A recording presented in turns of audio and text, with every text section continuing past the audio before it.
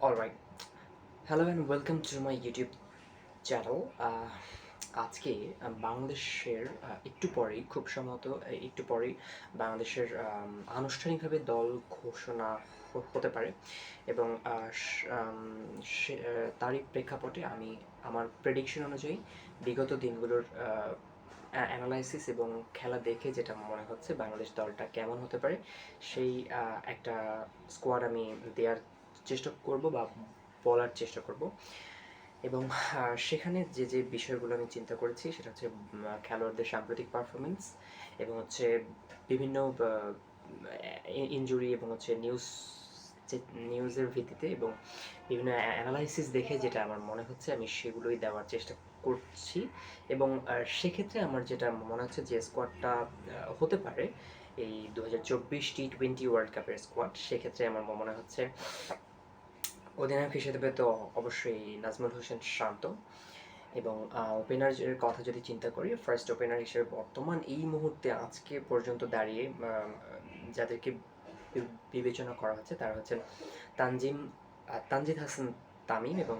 সৌম্য সরকার এবং backup opener হিসেবে interestingly Liton দাসকে নিয়ে যাওয়া হচ্ছে, বাট লিটন দাস তার ফর্মের কারণে এখন ব্যাকআপ ওপেনার হিসেবে যাচ্ছেন আমার যেটা মনে হচ্ছে, বাট তাকে হয়তো বা খেলাটা হতে পারে মেইন একাদশেও। তাহলে অধিনায়ক নাজমুল হোসেন শান্ত, দুই ওপেনার সৌম্য সরকার এবং তানজিদ হাসান তামিম এবং লিটন কুমার দাস। এর বাইরে বাংলাদেশের বর্তমান সময়ের top class batsman the Towhid Hridoy is fantastic, is a fantastic batsman. এরপরে হচ্ছে Shakib Al Hasan and Jaker Ali Anik as a wicket keeper হিসেবে তিনি যাচ্ছেন ওয়ার্ল্ড কাপে। Mahmudullah Riyad as a most senior campaigner for this T20 World Cup team. And আমার যেটা মনে হচ্ছে যে স্পিনারের কথা যদি চিন্তা করা হয়, লেগ স্পিনার রিশাদ এবং রাইট হ্যান্ড অফ স্পিনার হচ্ছেন শেখ মাহেদি। এর বাইরে ওয়েস্ট ইন্ডিজ এবং ইউএস এর কন্ডিশন বিবেচনায় রেখে বাংলাদেশ দল বা টিম ম্যানেজমেন্ট হয়তো বা আরেকজন এক্সট্রা স্পিনার নিতে পারেন, বা হয়তো বা যতদূর শোনা যাচ্ছে বা নেওয়া হয়েছে এরকম, সেটা হচ্ছে তানভীর ইসলাম। ঠিক আছে, এর বাইরে যদি পেস বোলার অটো চয়েস, তিনজন pace bowler like Taskin Ahmed, Shoriful Islam এবং মুস্তাফিজুর রহমান। যদিও তাসকিনের কিছুটা ইনজুরি কনসার্ন রয়েছে এবং তার কথা চিন্তা সেই ইনজুরির কথাও চিন্তা করে আরেকজন হয়তো তাসকিনের মতো বল করে এরকম বা কাছাকাছি বল করে এরকম একজন পেস বোলারকে নেওয়ার চিন্তাভাবনা চলছে এবং সেক্ষেত্রে সাইফুদ্দিনকে কিন্তু ওয়ার্ল্ড কাপের স্কোয়াডে নাও রাখা হতে পারে। সেক্ষেত্রে তানজিম সাকিবকে আমি রাখতে চাই 15তম সদস্য হিসেবে। তিনি হয়তো বা যাচ্ছেন ওয়ার্ল্ড কাপে। এখন কথা হচ্ছে তাসকিন আহমেদ জিম্বাবুয়ের সাথে চতুর্থ টি-20 খেলার সময় ফিল্ডিং করতে গিয়ে তিনি হচ্ছেন ইনজুরিতে পড়েন। এটা খুবই আনএক্সপেক্টেড একটা বিষয় এবং প্রতিবার ওয়ার্ল্ড কাপ ঘোষণার আগে বা ওয়ার্ল্ড কাপে যাওয়ার আগে বাংলাদেশে এই ধরনের কোনো না কোনো খেলোয়াড়ের এই ধরনের কোনো সমস্যা হয় বা কেউ মানে এই ধরনের কিছু একটা হয়, অ্যাটলিস্ট এটা বাংলাদেশের কমন বিষয়।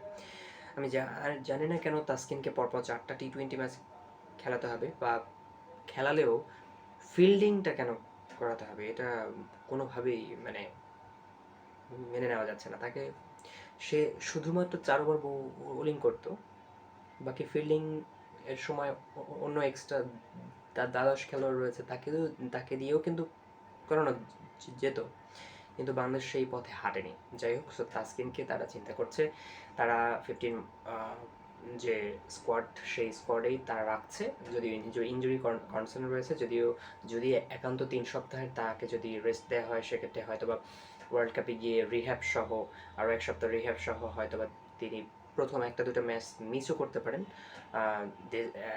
ইটস ভেরি আনএক্সপেক্টেড যদি এরকমটা হয়, বাট তারপরও তাসকিনকে তারা নিতে অত্যন্ত মানে মানে প্রস্তুত এবং তাসকিনকে তাদের লাগবে এরকম একটা বিষয়, এরকম যেটা মনে হচ্ছে।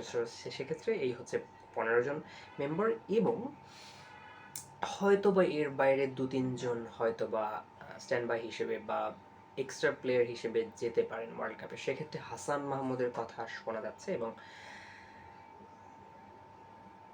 হাসান মাহমুদ এবং গতকাল রাতে আমি যেসব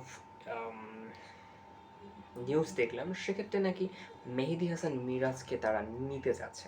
সো যদি সেরকমটা প্ল্যান করে থাকে অত্যন্ত সাধুবাদ, বিকজ যদি মেহেদী হাসান মিরাজকে নেওয়া যায় তাহলে কিন্তু আর পারভেজ হোসেন ইমনকে নেওয়ার দরকার নাই, কারণ মেহেদী হাসান মিরাজ কিন্তু ওপেনার হিসেবেও, মেকশিফট ওপেনার হিসেবেও কিন্তু খেলতে অভ্যস্ত, বা তাকে বারবার বা বিভিন্ন সময় ব্যবহার করা হয়েছে মেকশিফট ওপেনার হিসেবে। আবার যদি মেহেদী হাসান মিরাজকে নেওয়া হয় তাহলে কিন্তু আফিফ হোসেনকেও নেওয়ার কোনো দরকার নেই, কারণ আফিফ হোসেন নর্মালি 5-6 ন্যাশনাল টিমে ব্যাটিং করে এবং 1-2 বার হয়তো হাত ঘোরায়। তো সেক্ষেত্রে আফিফ হোসেনকেও কিন্তু নেওয়ার দরকার হচ্ছে না যদি মেহেদী হাসান মিরাজকে নেওয়া হয়। সেক্ষেত্রে পারভেজ হোসেন ইমন এবং আফিফ হোসেন দুজনকেই কিন্তু নেওয়ার প্রয়োজন হচ্ছে না যদি একজনের মধ্যে দুজনের সার্ভিসটা পাওয়া যায়। তো হয়তোবা টিম ম্যানেজমেন্ট সেই পথেই হাঁটছে, মেহেদী হাসান মিরাজ এবং হাসান মাহমুদকে তারা নিচ্ছে, বাট সাইফুদ্দিনকে হয়তোবা ওয়ার্ল্ড কাপ স্কোয়াডে নাও দেখা যেতে পারে, ইভেন এক্সট্রা প্লেয়ারদের স্কোয়াডেও হয়তো নাও দেখা যেতে পারে। সো এই হচ্ছে মোট 17 জনের স্কোয়াড। ইনফ্যাক্ট 15 জন হচ্ছে স্কোয়াড এবং বাকি 2জন হচ্ছেন এক্সট্রা প্লেয়ার হিসেবে যাচ্ছেন। সো সেক্ষেত্রে টোটাল স্কোয়াড যদি আমরা চিন্তা করি সেক্ষেত্রে অধিনায়ক নাজমুল হোসেন শান্ত, তানজিদ হাসান তামিম, সৌম্য সরকার, লিটন কুমার দাস, তাওহিদ হৃদয়, সাকিব আল হাসান, জাকের আলী অনিক, মাহমুদুল্লাহ রিয়াদ, রিশাদ হোসেন, শেখ মাহেদী হাসান, তাসকিন আহমেদ, শরীফুল ইসলাম, মুস্তাফিজুর রহমান, তানজিম হাসান সাকিব এবং তানভীর ইসলাম। এর পাশাপাশি যে 2জন এক্সট্রা প্লেয়ার হিসেবে যাচ্ছেন তারা হচ্ছেন হাসান মাহমুদ এবং মেহেদী হাসান মিরাজ। সো এটাই হতে পারে বাংলাদেশের 2024 টি-20 ওয়ার্ল্ড কাপের squad. So thanks for watching.